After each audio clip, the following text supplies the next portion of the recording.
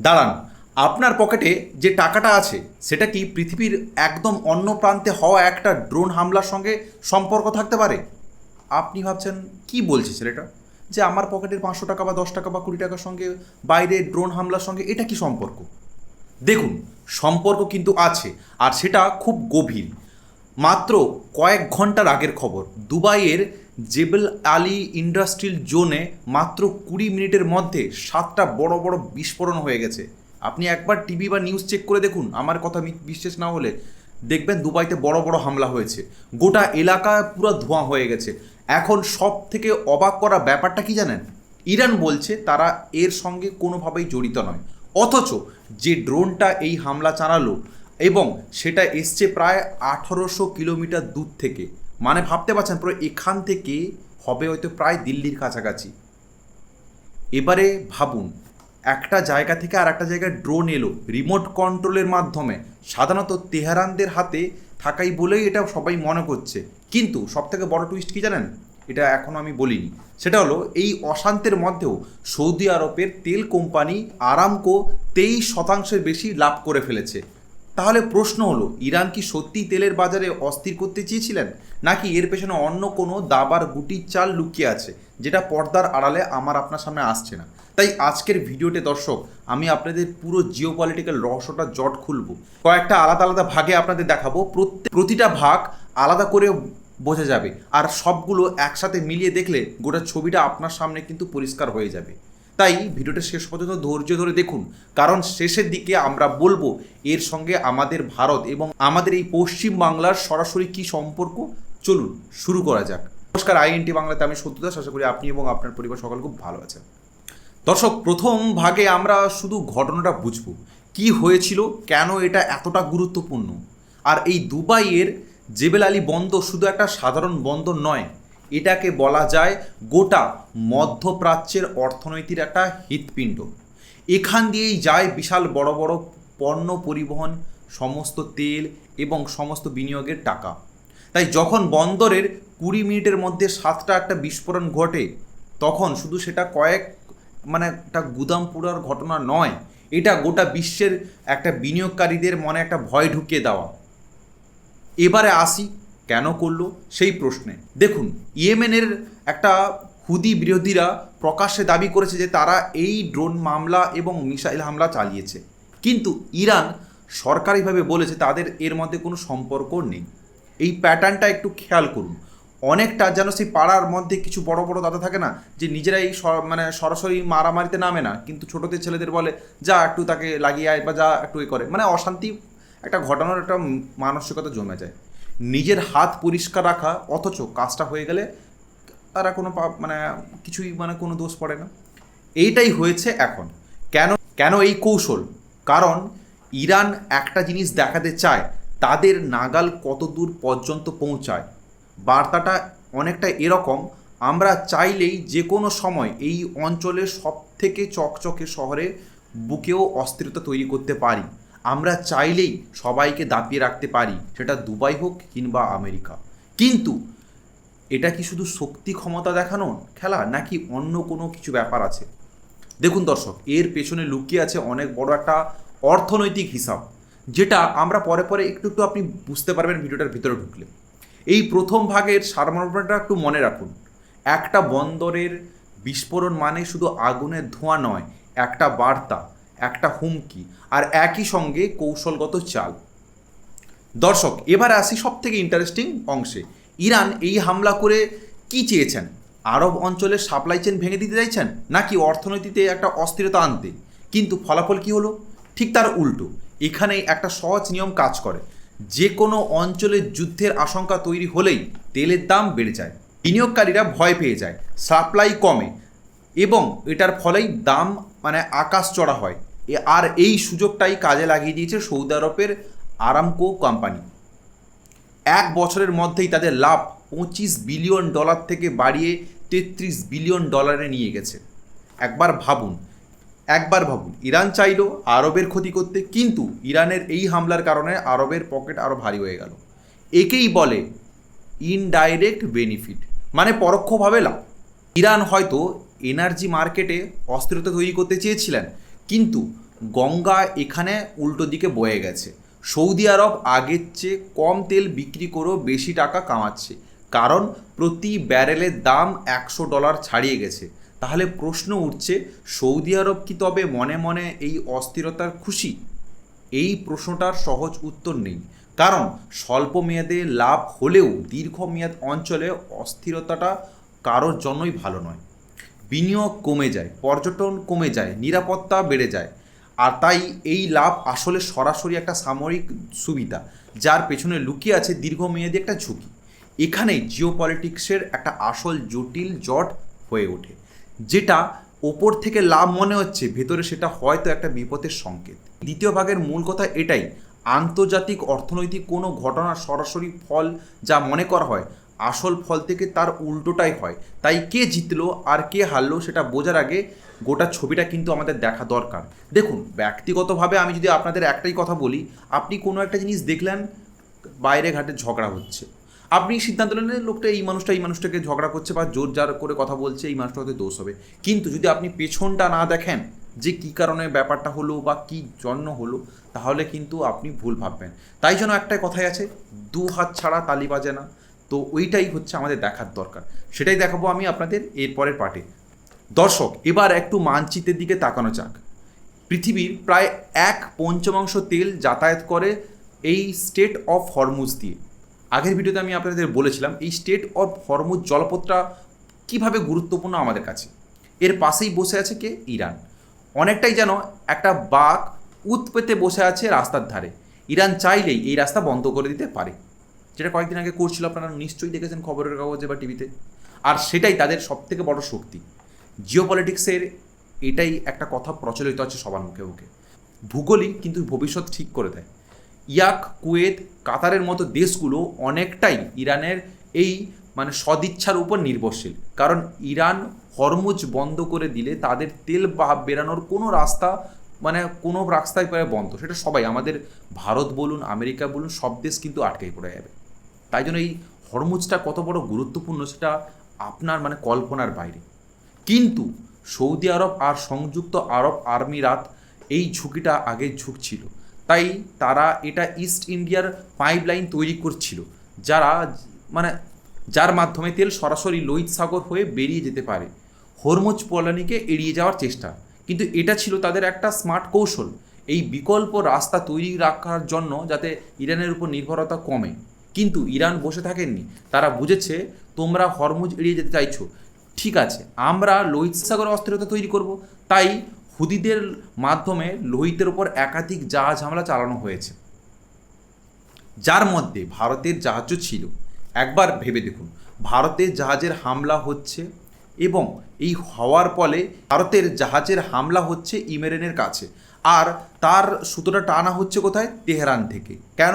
কারণ ইরান চায় না দুনিয়া কোনো একটা নিরাপদ নিশ্চিন্ত বিকল্প রাস্তা খুঁজে বের করুক। যত বেশি অস্থিরত, তত বেশি কী হবে, ইরানের কৌশলগত অবস্থান তত শক্তিশালী। এটা সবাই চায়, তাই না? এই তৃতীয় ভাগের শিক্ষাটা কী হলো? ভূগোল শুধু মানচিত্রের রেখা নয়, এটা একটা দেশের কৌশলগত শক্তির উৎস। আর যখন একটা দেশ সেই ভূগোলের সুবিধা হারানোর ভয় পায়, তখন সে যে কোনো মূল্যে সেই সুবিধা ধরে রাখার চেষ্টা করে, এমনকি অন্য কোনো অঞ্চলের অস্থিরতাও তৈরি করে। এটাই হচ্ছে বড় ব্যাপার। দেখুন, সমস্ত জিনিসটা কিন্তু ইরান করছে পুরো প্রি প্ল্যান নেই। এই দুবাইয়ের উপর বা আমেরিকার উপর বা এই যে সমস্ত জায়গার যে যাতায়াত বন্ধ করছে, তার কারণ আছে, সেটা আমি বোঝাচ্ছি। দর্শক, এবার আসা যাক এমন একটা অংশ যেখানে গল্পটা আরও জটিল হয়ে উঠছে, কারণ এই জিনিসটা আপনি না বুঝতে পারলে কিন্তু আরও পুরো জিনিসটা আপনার কাছে ঘেঁটে যাবে। এই পুরো সংকটের মাঝখানে পাকিস্তান আর কাতারের মতো দেশগুলো মাঝপথেই সামনে এসে বলল, আমরা ইরানের সঙ্গে ব্যাপারটা কথা বলে মিটিয়ে দিচ্ছি। কিন্তু পর্দার আড়ালের ছবিটা অন্যরকম। একজন প্রবীণ মার্কিন সামরিক বিশেষজ্ঞ এই বিষয়ে একটা গুরুত্বপূর্ণ পর্যবেক্ষণ দিয়েছেন। কি বলেছেন? পাকিস্তানের হাতে আসলে সিদ্ধান্তের চাবি নেই, সেই চাবি আসলে থাকে বেজিংয়ের হাতে। কারণটা সহজ, পাকিস্তান এখন চীনের কাছ থেকে নেওয়া বিশাল বড় ঋণ বা ধারে ডুবে আছে, আর চীন চায় না ইরানকে ব্যবহার করে আমেরিকার উপর একটা পরোক্ষ চাপ বজায় রাখতে। আর চীন আর চীন কি চাইছে? ইরানকে ব্যবহার করে আমেরিকার উপর একটা পরোক্ষ চাপ মানে একটা রাখতে, কারণ ডাইরেক্ট তো দিতে পারবে না, এই জন্য ইনডাইরেক্টলি যাতে করা যায়। ঠিক একইভাবে কিন্তু ভারতের দিকেও সে করতে চাইছে, বাংলাদেশ, পাকিস্তান, এই পাশাপাশি আফগানিস্তানকেও যাতে এমন মদত দিচ্ছে বা এমন লোন দিয়েছে যাতে ভারতকে এগেনস্টে যায়। তাই পাকিস্তান এখানে একটা দ্বৈত খেলা খেলছে বলা যায়। এখানে একদিকে তারা আমেরিকার কাছ থেকে আর্থিক সহায়তা চাইছে, অন্যদিকে ইরানের পক্ষে মানে যাকে বলা যায় একটা মধ্যস্থ করার ভূমিকা নিচ্ছে, ঠিক আছে। আর এই আচরণকে ওই মার্কিন বিশেষজ্ঞ কড়া ভাষায় সমালোচনা করেছেন। একে একটা লজ্জাজনক অবস্থান বলে অভিহিত করা হয়েছে। মানে স্বাভাবিক কথা, মানে দু নৌকা বাদে চলছে। উল্লেখ করা যায় আমেরিকা পাকিস্তানের জন্য একটা বড় অঙ্কের সহায়তা বন্ধ করে দিয়েছিল ঠিক এই ধরনের দ্বৈত আচরণের আশঙ্কা থেকেই। অথচ আজ পাকিস্তান আবার নতুন করে আর্থিক সহায়তার জন্য হাত পাচ্ছে। তো দর্শক, এখানে আপনি কি বুঝতে পারছেন? পাকিস্তান কোন ক্যাটাগরি? অবশ্যই কমেন্টে জানাবেন। যদি আপনি ভারতীয় হন, ভারতকে ভালোবাসেন, জয় হিন্দ একটা কমেন্ট করুন, কারণ আছে তা আপনি একটু ভিডিওর এন্ডেই বুঝতে পারবেন। এখানে একটা বড় শিক্ষা কি জানেন?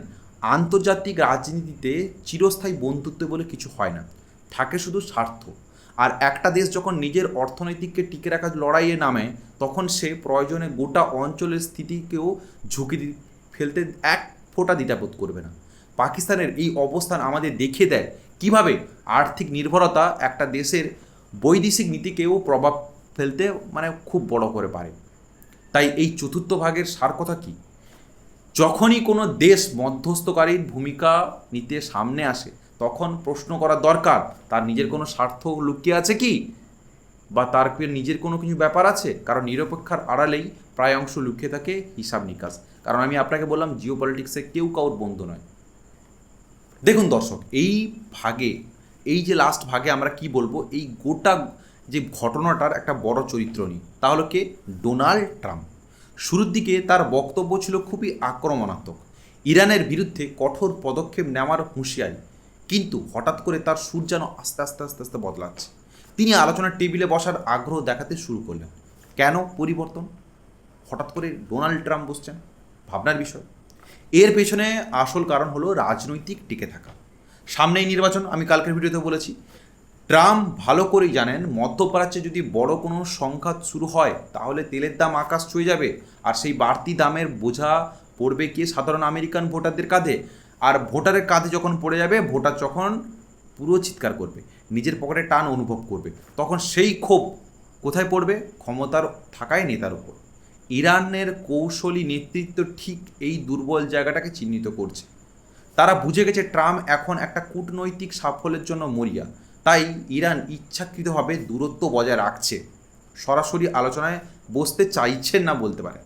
একবার ভাবুন, পৃথিবীর সবথেকে ক্ষমতাধর দেশ, যে দেশের প্রেসিডেন্ট একটা কূটনৈতিক সমঝোতার জন্য কাতারের কাছে বারবার মধ্যস্থর জন্য একটা দেশের দ্বারস্থ হতে চাইছেন, যে ঠিক করে দাও, ঠিক করে দাও। আর ইরান তাকে কার্যত উপেক্ষাই করছে। আন্তর্জাতিক রাজনীতির ভাষায় এটা এক ধরনের বড় ধাক্কা। ইরান এখানে একটা টাইম গেম খেলছে। তারা চায় সময়ের সঙ্গে সঙ্গে আমেরিকার ধৈর্য আর রাজনীতির মূলধন দুটোই ক্ষয়ে যাক, যাতে শেষমেশ আমেরিকাই বেশি ছাড় দিতে বাধ্য হয়। 5 নম্বর ভাগে আমরা কি জানতে পারলাম? যে কূটনীতিতে যে পক্ষে তাড়াহুড়ো বেশি, দর কষাকষি সেই পক্ষেই সাধারণত দুর্বল অবস্থানেই থাকে। ট্রাম্পের নির্বাচনী তারা তাকে ইরানের সামনে দুর্বল অবস্থায় ঠেলে দিচ্ছে, আর ইরান এই সুযোগটা পুরোপুরি কাজে লাগাচ্ছে। এটাই হচ্ছে বড় ব্যাপার। মানে মানুষ যখন দুর্বল হয়ে যায় না, তাকে তখন আরও যাতে ধাক্কা দেওয়া যায় সেটাই করে। আর দুর্বলতাটা খুঁজে দিয়েছে কে? সেটা সবাই বুঝে গেছে, ইরান যে ট্রাম্পের গদি সামনে আছে, বাঁচাতে সে সব কিছু করবে, তাই কারণে কোনোভাবে সে করছে না। তো এটাই হচ্ছে ব্যাপার। তো দর্শক, এতক্ষণ আমরা যা দেখলাম বা যা বোঝালাম আপনাদের, বা যা আপনার ডিপ অ্যানালাইসিস করলাম এই জিও পলিটিক্যালে, তার সব কিছুর মধ্যে সবথেকে গুরুত্বপূর্ণ প্রশ্নটা এখন দরকার, তা আমাদের কি?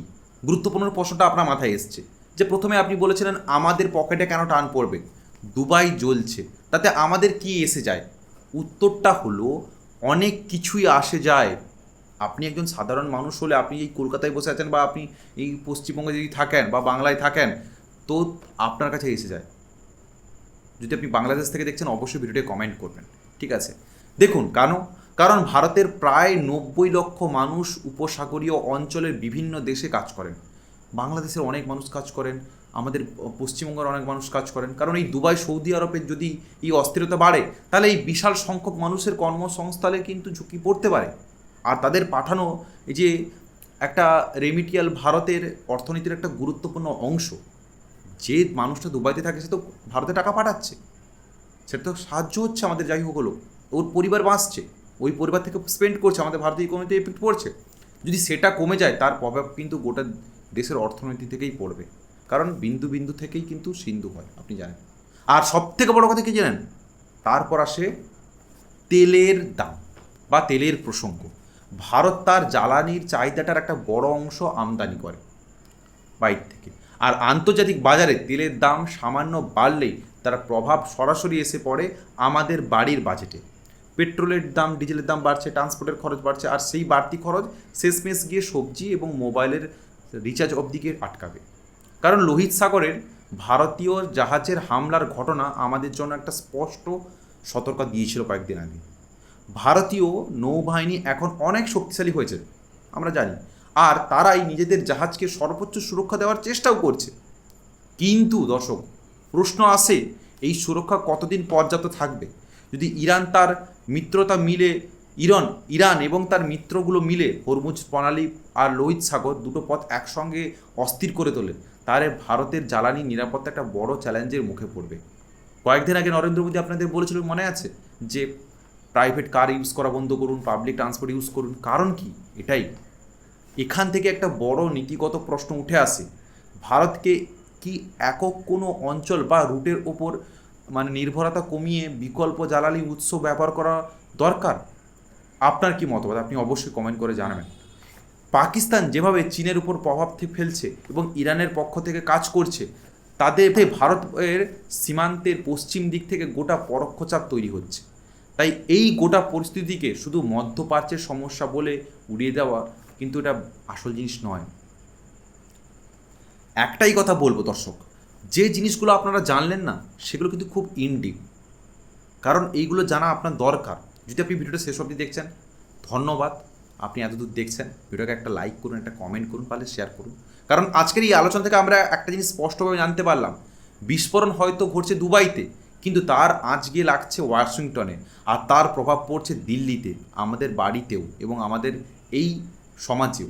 পাকিস্তান বা কাতারের মতো দেশগুলো যখন মধ্যস্থকারী সেজে সামনে আসে, তখন বুঝে নেওয়া দরকার তার পেছনে একটা হিসেব নিকেশ লুকিয়ে থাকে। আমরা এই ভিডিওতে 6টা আপনাকে যে ভাগ দেখিয়েছি। প্রথমে বিস্ফোরণের ঘটনা, তারপরে সেই ঘটনা থেকে তৈরি হচ্ছে তেলের রাজনীতি, তারপর ভূগোলের একটা কৌশলগত খেলা, তারপর দেখালাম পাকিস্তানের দ্বৈত অবস্থান, তারপরে ট্রাম্পের রাজনীতির দুর্বলতা, আর সর্বশেষ ভারতের উপর বাস্তব প্রভাব। এই 6টি ধাপ একসঙ্গে জোড়া লাগালে বোঝা যায় জিওপলিটিক্সের আসল বিচ্ছিন্নতা কোথায়, কেন নরেন্দ্র মোদী এইসব জিনিস করেছে বা আগে থেকে অ্যানাউন্স করেছে, কারণ ব্যাপারটা গভীর আছে। দেখুন, এটা একটা শৃঙ্খল, এটা একটা প্রান্ত থেকে ধরে টানলে অন্য প্রান্তে আমাদের নিজেদের জীবন নড়নড়ে হয়ে ওঠে। দেখুন দর্শক, আমাদের কি মনে হয়, আমেরিকা কি সরাসরি কড়া পদক্ষেপে নেওয়া উচিত, নাকি সৌদি আরবের মতো শান্ত থেকে নিজেদের স্বার্থ রক্ষা করেই বুদ্ধিমানের কাজ? আর পাকিস্তান যেভাবে দুমুখো নৌকো বা দুমুখো সাপ হয়ে খেলছে, ভারতের কি কোনো সতর্ক থাকা উচিত? অবশ্যই আপনার মতামতটা কমেন্টে জানাবেন। জটিল আন্তর্জাতিক ব্যাপারগুলো বোঝার জন্য আমাদের চ্যানেলটিকে সাবস্ক্রাইব করবেন কিংবা এই ফেসবুক পেজটিকে ফলো করবেন।